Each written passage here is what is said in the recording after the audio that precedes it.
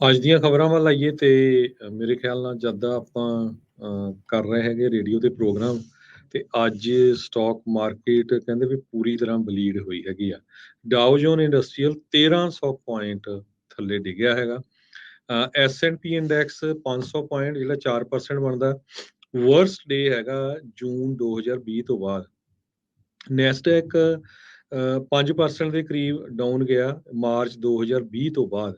Consumer price ਦੀਆਂ ਇੰਡੈਕਸਸ up ਗਈਆਂ 8.3% ਤੇ ਜੇ ਤੋਂ ਇਹ ਪੱਕਾ ਹੋ ਗਿਆ ਵੀ ਜੋ ਫੈਡਰਲ ਰਿਜ਼ਰਵ ਬੋਰਡ ਆ ਉਹ at least 3 quarter basis point interest rate ਵਧਾਊਗਾ ਤੇ ਇਹਦੇ ਕਰਕੇ ਹੁਣ ਜੋ ਸਟਾਕ ਮਾਰਕੀਟ ਆ ਉਸ ਨੂੰ ਬਹੁਤ ਵੱਡਾ ਝਟਕਾ ਲੱਗਾ ਹੈਗਾ ਆ।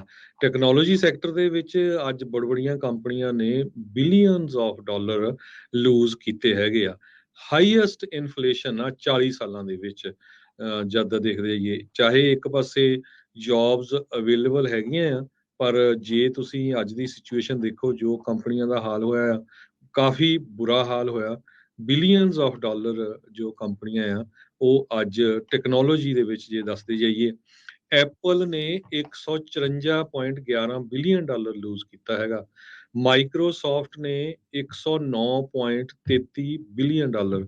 ਅਲਫਾਬੈਟ ਜਿਹੜੀ ਕਿ ਗੂਗਲ ਨੂੰ ਓਨ ਕਰਦੀ ਆ ਉਹਨਾਂ ਨੇ 85.32 ਬਿਲੀਅਨ ਡਾਲਰ। ਐਮਾਜ਼ੋਨ ਨੇ 98.11 ਬਿਲੀਅਨ ਡਾਲਰ ਲੂਜ਼ ਕੀਤਾ ਆ। ਮੈਟਾ ਜੋ ਫੇਸਬੁੱਕ ਦੀ ਕੰਪਨੀ ਹੈਗੀ ਆ 42.55 ਬਿਲੀਅਨ ਡਾਲਰ। ਇਨਵੀਡੀਆ ਨੇ 34.21 ਬਿਲੀਅਨ ਡਾਲਰ ਜੋ ਲੂਜ਼ ਕੀਤਾ ਹੈ। ਹੁਣ ਤੁਸੀਂ ਆਮ ਆਪਣੇ ਵਰਗੇ ਬੰਦੇ ਜਿਹੜੇ ਸਧਾਰਨ ਆ ਉਹ ਦੇਖ ਲਓ ਉਹਨਾਂ ਨੂੰ ਕਿੰਨਾ ਕੁ ਵਿਚਾਰਿਆਂ ਨੂੰ ਰਗੜਾ ਲੱਗਾ ਹੋਊਗਾ। ਜੀ ਬਿਲਕੁਲ ਕਾਫੀ ਅੱਜ ਬਲੀਡਿੰਗ ਜਿਹੜੀ ਹੋ ਰਹੀ ਆ ਆંકੜੇ ਜਿਹੜੇ ਐਂਡ ਦੇ ਵਿੱਚ ਤੁਹਾਨੂੰ ਆਪਾਂ ਇਸ ਤੇ ਵੀ ਦੱਸਾਂਗੇ।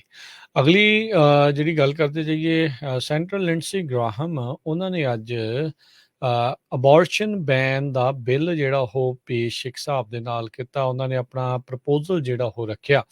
ਇਸ ਪ੍ਰਪੋਜ਼ਲ ਦੇ ਤਹਿਤ ਇਹਨਾਂ ਨੇ 15 ਵੀਕ ਅਬੋਰਸ਼ਨ ਫੈਡਰਲ ਲੈਵਲ ਦੇ ਉੱਤੇ ਲਾਉਣ ਦੀ ਜਿਹੜੀ ਉਹ ਮੰਗ ਕੀਤੀ ਆ।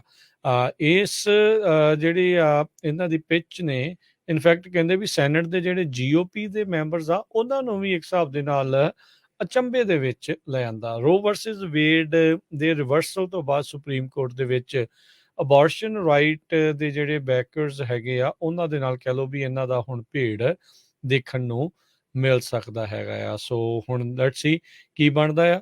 ਗ੍ਰਾਹਮ ਹੋਣਾ ਦਾ ਜਿਹੜਾ ਇਹ ਬਿੱਲ ਆ ਉਹਨਾਂ ਨੇ ਕਿਹਾ ਵੀ ਮੈਂ ਜਿਹੜੀ ਰਿਪਬਲਿਕਨ ਪਾਰਟੀ ਡਿਵਾਈਡਡ ਹੈਗੀ ਆ ਵੀ ਕਾਂਗਰਸ ਇਸ ਨੂੰ ਲੈਜਿਸਲੇਟ ਕਰੇ ਅਬੋਰਸ਼ਨ ਨੂੰ ਜਾਂ ਨਹੀਂ ਉਸ ਦੇ ਉੱਤੇ ਰਿਪਬਲਿਕਨ ਪਾਰਟੀ ਨੂੰ ਇਕੱਠਿਆਂ ਜਿਹੜਾ ਆ ਉਹ ਕਰਨਾ ਚਾਹੁੰਦੇ ਆ। ਤੇ ਕਹਿੰਦੇ ਵੀ ਮੈਂ ਚਾਹੁੰਦਾ ਵੀ 15 ਵੀਕ ਤੋਂ ਬਾਅਦ ਦੇ ਵਿੱਚ ਕਿਸੇ ਵੀ ਤਰੀਕੇ ਦੇ ਅਬੋਰਸ਼ਨ ਦੇ ਉੱਤੇ ਪ੍ਰੈਗਨੈਂਸੀਜ਼ ਨੂੰ ਟਰਮੀਨੇਟ ਕਰਨ ਦੇ ਉੱਤੇ ਨੇਸ਼ਨ ਵਾਈਡ ਜਿਹੜੀ ਆ ਉਹ ਰੋਕ ਲੱਗ ਜਾਵੇ।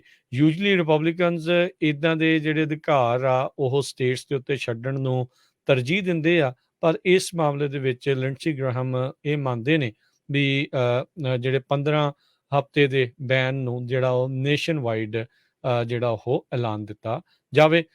ਵੋਟਾਂ ਇਹਨਾਂ ਨੂੰ ਮਿਲਣਗੀਆਂ ਇਸ ਦੇ ਵਿੱਚ ਸੈਨੇਟ 'ਚ ਸਮਰਥਨ ਮਿਲ ਸਕੂਗਾ ਕਿ ਨਹੀਂ ਉਸ ਦੇ ਅਸਾਰ ਜਿਹੜੇ ਆ ਉਹ ਘੱਟ ਨੇ ਪਰ ਫਿਰ ਵੀ ਇਹਨਾਂ ਦੁਆਰਾ ਇੱਕ ਕੋਸ਼ਿਸ਼ ਆ।